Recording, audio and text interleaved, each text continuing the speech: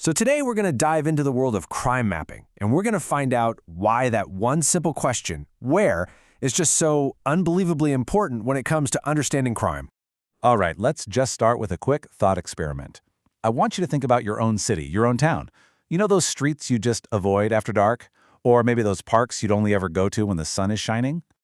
Well, if you just pictured a little map in your head, guess what? You've just made a mental crime map. And it turns out that basic human instinct to figure out where's safe and where's not, well, that's the beating heart of a whole fascinating field of study. Okay, so let's get into it by rewinding the clock all the way back to the very beginning when criminologists first started, literally putting crime on the map.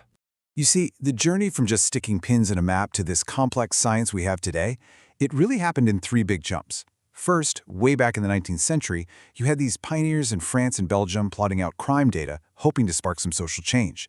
Then you fast forward to the 1920s and the Chicago School.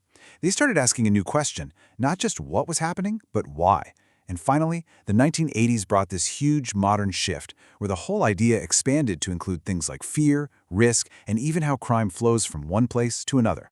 And this is where it gets really interesting, right? The early mappers were all about the what and the where. But the Chicago School, they came along with this zonal theory and started asking, why here?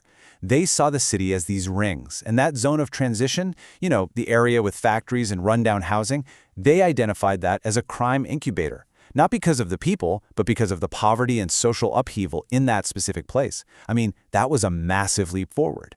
All right, let's jump forward to the 1980s. This is where all those earlier ideas start to build into the much more complex way we think about the geography of crime today. So, modern research isn't just about one thing anymore. It's about answering these four huge interconnected questions. First up, distribution. Where is crime happening, and what is it about a place that makes it an easy target? Then there's risk. Why are some people or some areas more likely to be victimized? Third, and this is a big one, fear. How does our feeling of being unsafe create its own mental map, which might be totally different from the actual statistics? And finally, flow. How do criminal networks, like drug trafficking, actually move and operate across different neighborhoods and cities? So here's the crucial part.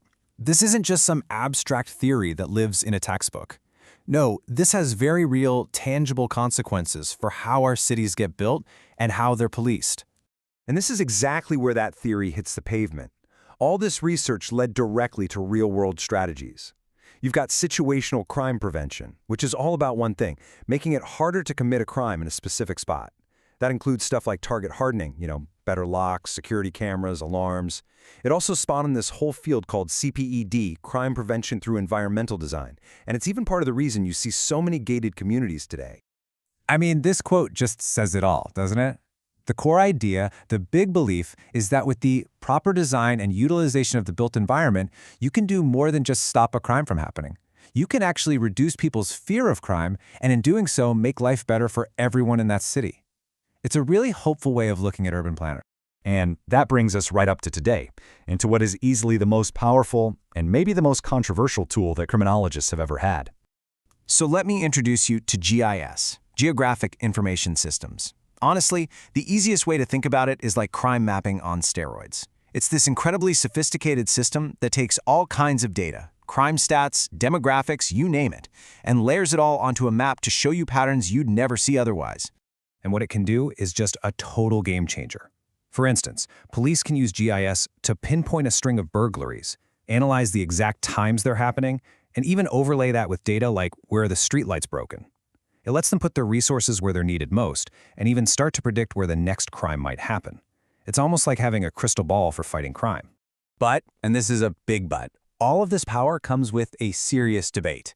On the one hand, yeah, GIS is an amazing tool. It helps law enforcement understand crime and get help to the hotspots that need it. But on the other hand, it brings up some really tough questions. If you focus so much on data-driven hotspots, do you risk over-policing certain communities and reinforcing old biases? And what about surveillance and privacy? It's a real balancing act.